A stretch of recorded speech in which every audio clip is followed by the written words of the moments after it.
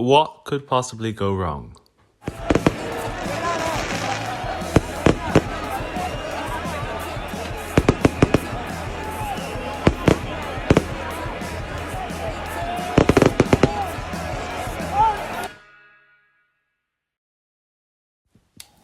I lost my best friend.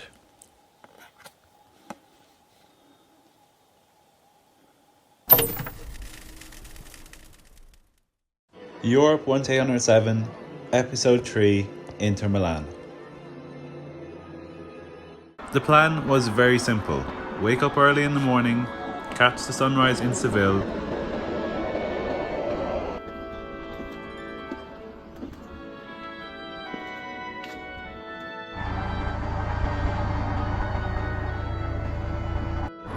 call a taxi, drive to the airport,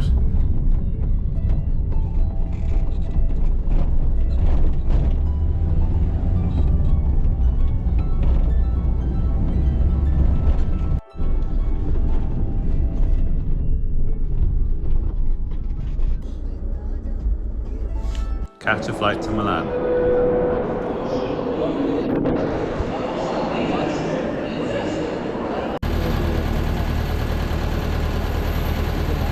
Except, ladies and gentlemen, falling asleep in the airport before your flight. Yes.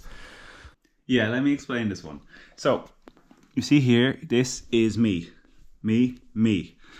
And I was traveling from Seville to Milan, but I had like no sleep because I was just after the Seville derby and I was flying on the Monday, I think, or the Tuesday, or I was out somewhere. Anyway, so the flight was at 8 a.m.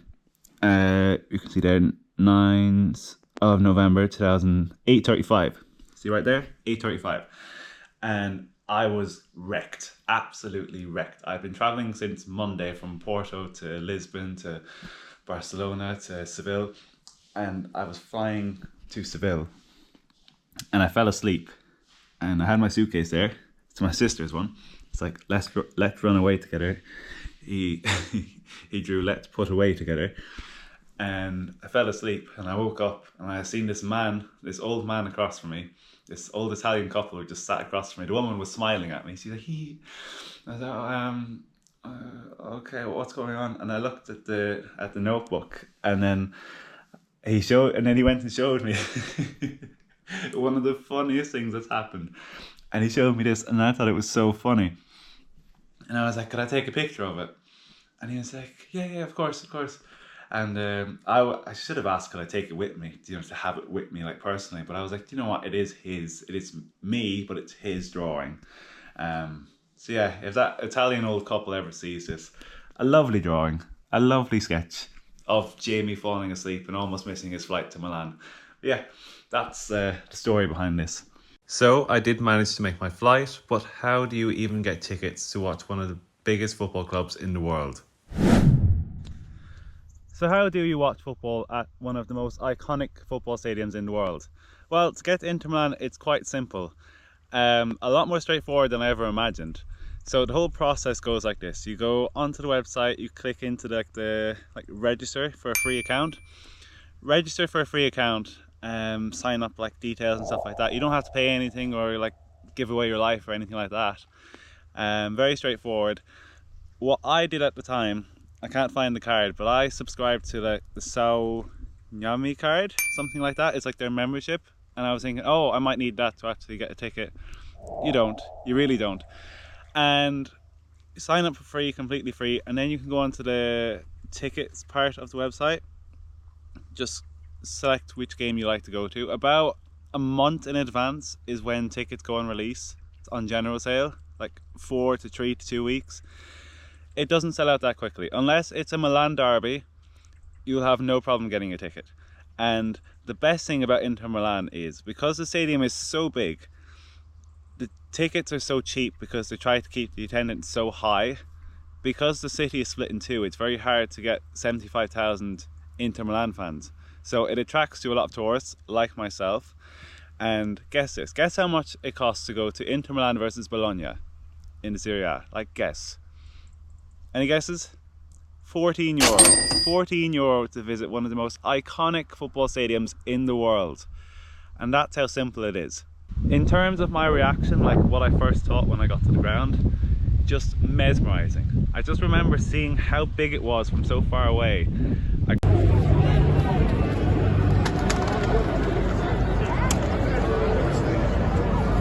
got on the tram and I was full of the Inter Milan fans, and you could just feel the atmosphere building up. It was one of the first, like I said, one of the first few matches I've gone to in Europe, so I didn't know what to expect compared to now filming this a year in advance.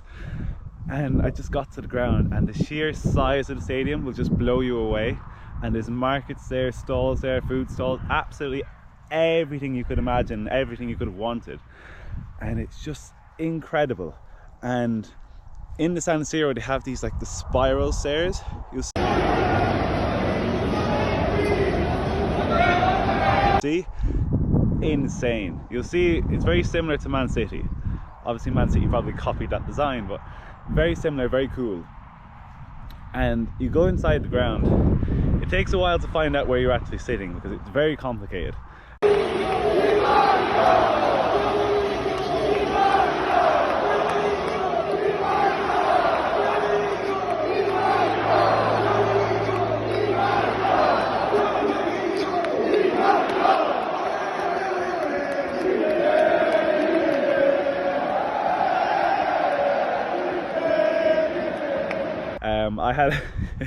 I had quite a bit of difficulty, and I was being passed around from Italian man to Italian man, telling me where to go. And it feels a lot smaller inside the stadium.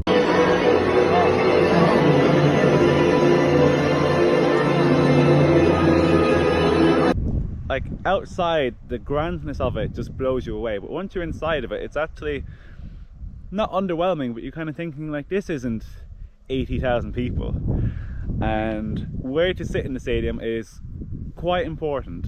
It depends on what type of football fan you are. For me, I like the more fanatic side of it.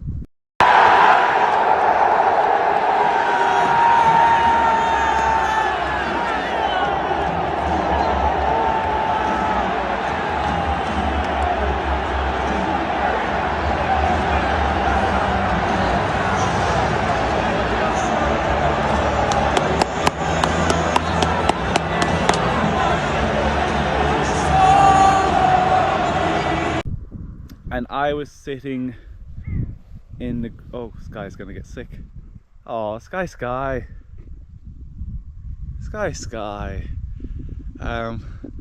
We'll get back to her in a second. But you sit in the ground. I was sitting just below the away fans.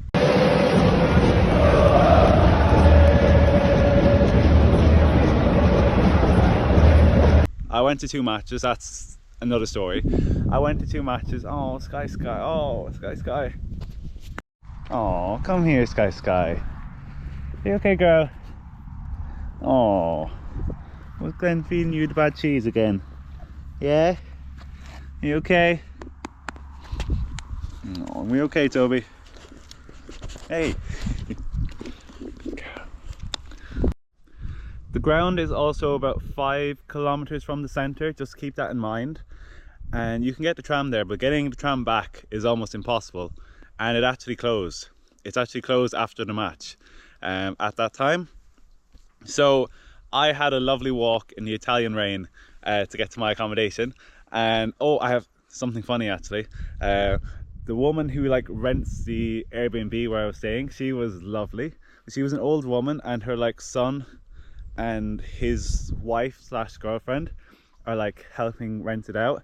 So I met them and I met the older woman, but she left like a review on my like Airbnb account. Wait 1 second, I'll find this.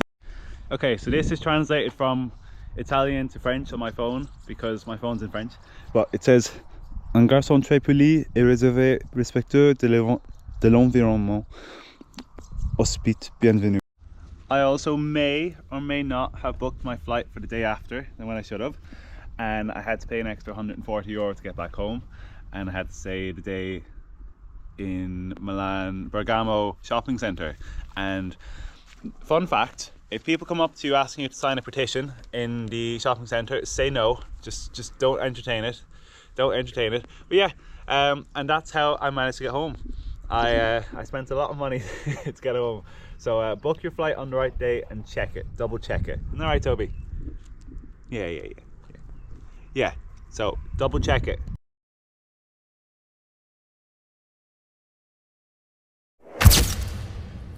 I lost my best friend. This is Millie. And just when my life was finally turning around, graduating college, quitting my job, traveling the world,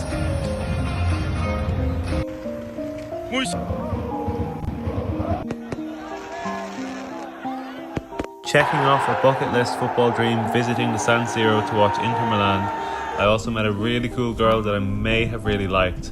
I felt unstoppable. Until that girl I really liked ghosted me, I had no job, and my little girl Millie collapsed by the front door after her legs gave way just after Christmas. 15 of the best years spent with my best friend came down to one decision. Do I put my little girl to sleep? Or do I find some way to keep her going? Hey, girlie.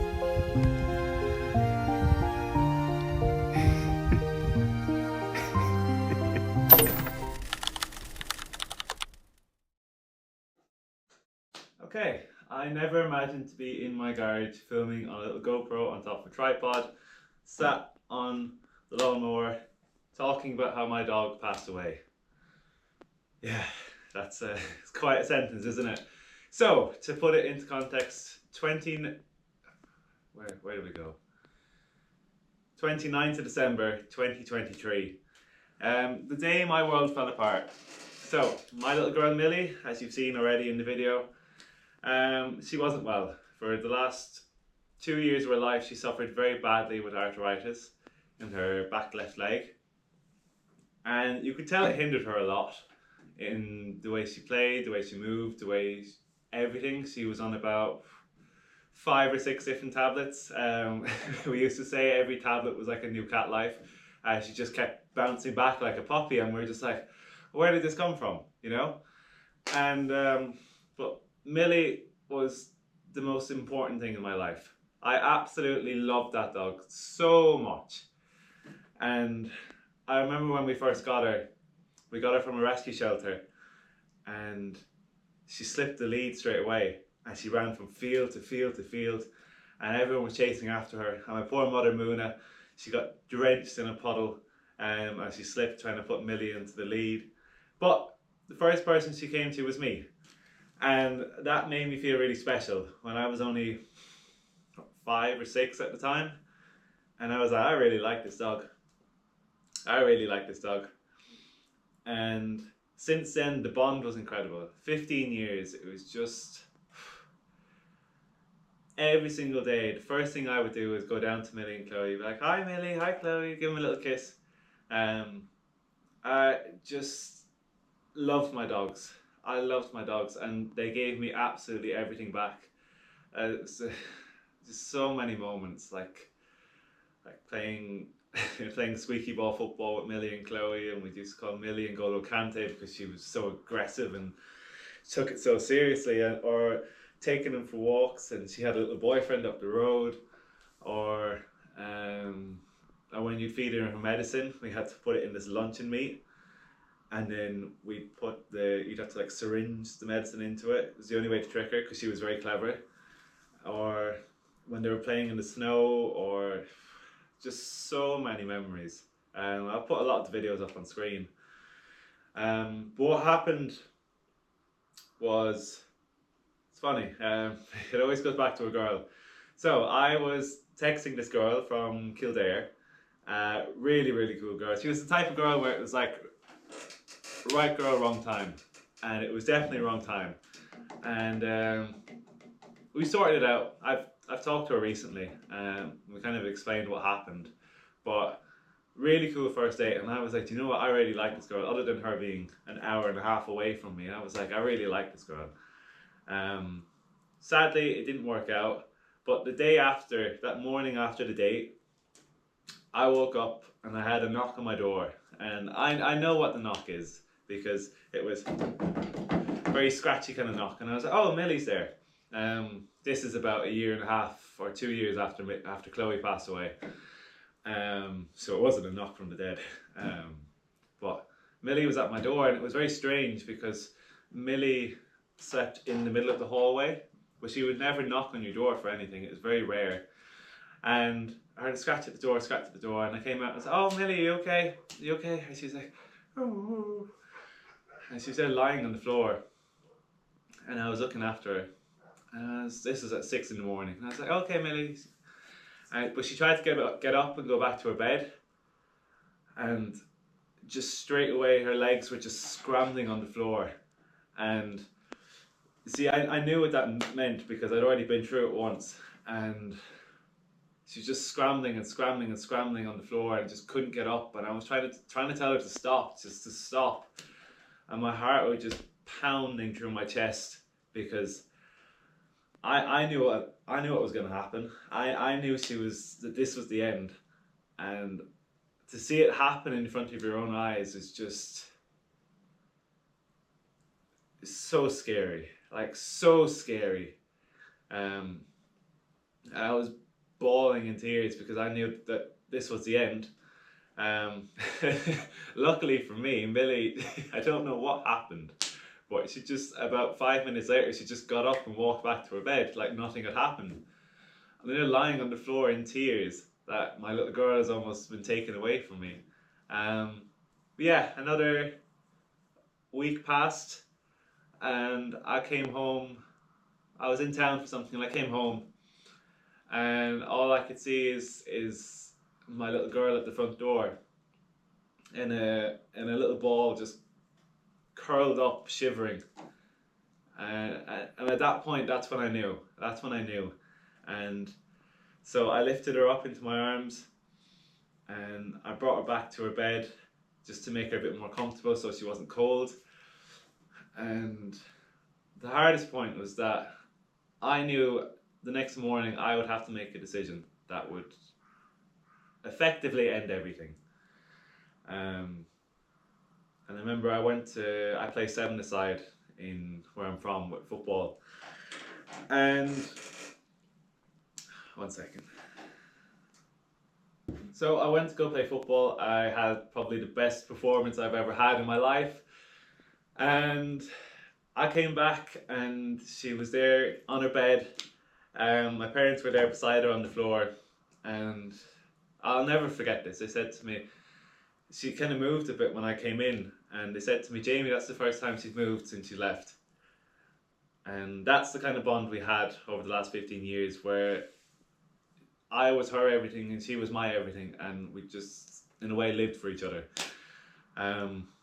But I knew at that point I had to make the decision because while my family loved Millie, she was very much the kind of outcast in a way compared to Chloe. Chloe was like the golden girl. Everyone loved Chloe. I loved Chloe. Chloe was the best.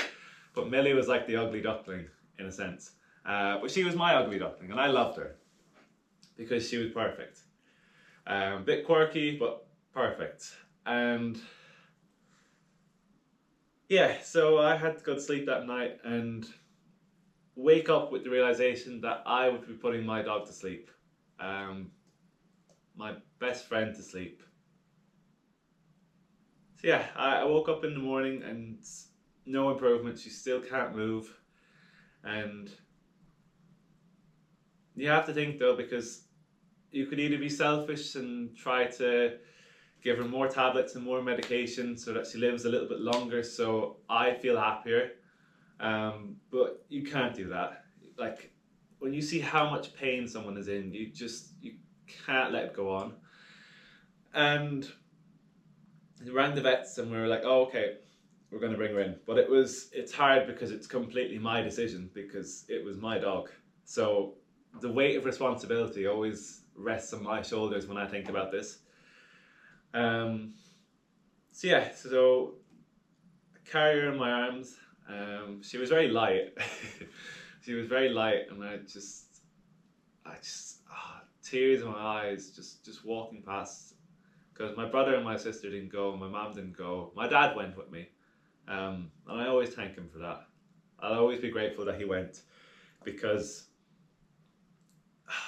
it's tough to do it on your own. It's tough. It was tough to do that all by myself, but it's nice to have at least someone to go with me. It probably showed that they cared, you know, enough to go and see her send off. And sometimes I feel a bit angry about that, because I'm like, well, why didn't anyone else go, you know? It's like, why didn't anyone else make the effort? But when you get older and you mature a bit and you realize that it's not that deep, it's just people are different.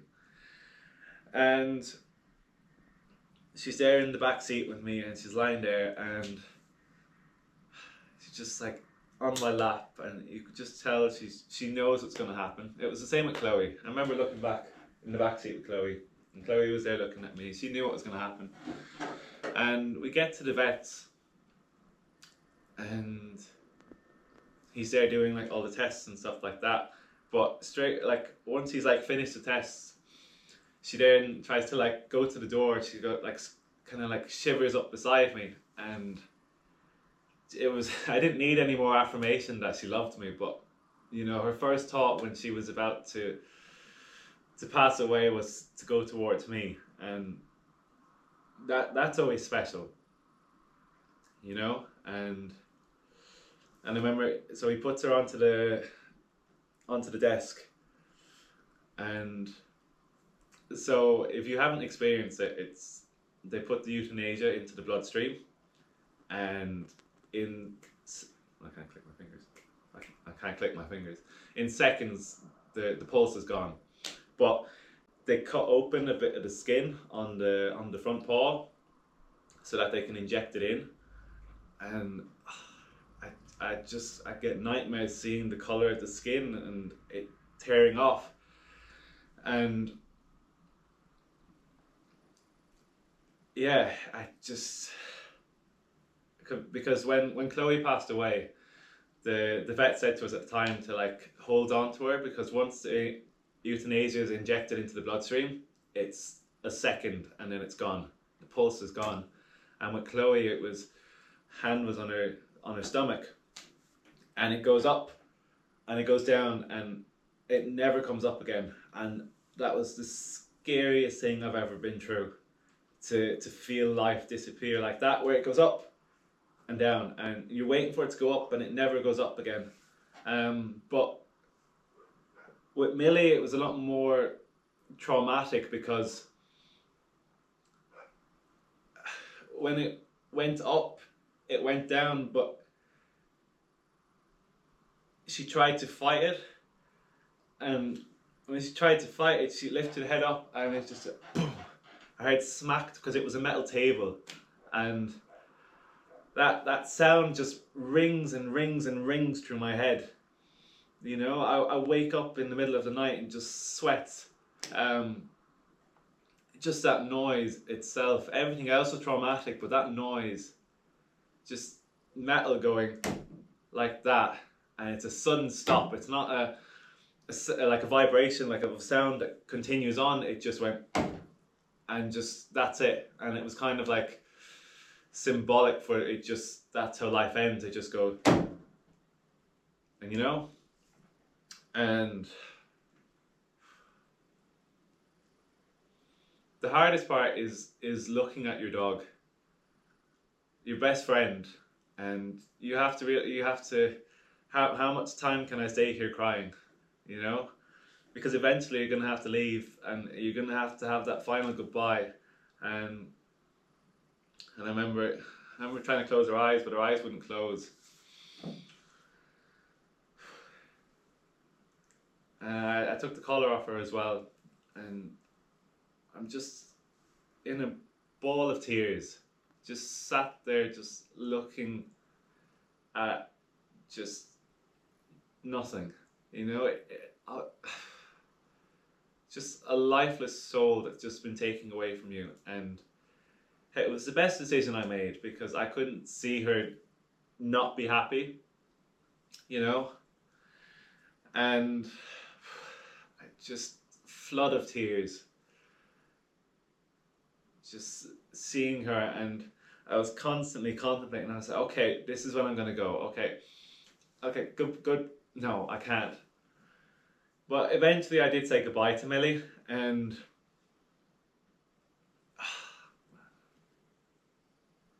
it's just complete rock bottom. I've been through so much with that dog, absolutely everything on this planet, and that was the end. But you know, like I'm saying, I'm no expert photographer or videographer. I tried to film on the camera, but the camera stopped recording because of the camera speed, and I was using a microphone I had for it, so the microphone sounds a bit shit on this one. I'm just a boy who lost his purpose, you know, his two little dogs. And I was never dealt the worst deck of cards in the world. I had a very traumatic upbringing in terms of grievances and personal circumstances, but I was never dealt the worst deck of cards, just not the best.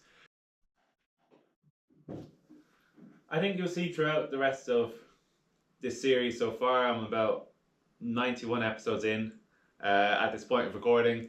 It was the best thing that could have ever happened to me. And you'll see as the story goes along why that was. And yeah, all I can say is I absolutely loved my dogs. I hope I did them proud. You know, the best things that ever happened in my life were those two little dogs. And now I've got two little angels outside, and they're like little descendants. I didn't like them at first because they were like replacements, but you know what? I really like Sky and Toby now. I love them so much, and it's almost quite fitting that two very similar dogs came into my life to kind of pass the baton on. But yeah, that was very raw, very unedited. You'll see maybe like a cut or two, but that's because the camera stopped recording. I kept going. Yeah, that is episode 3 of Europe 1807. A farewell, I think a fitting farewell to the best dogs of my life, the best moments of my life. But yeah, je t'aimerai toujours, Millie. Je t'aime. Grazie Millie. Ciao ciao.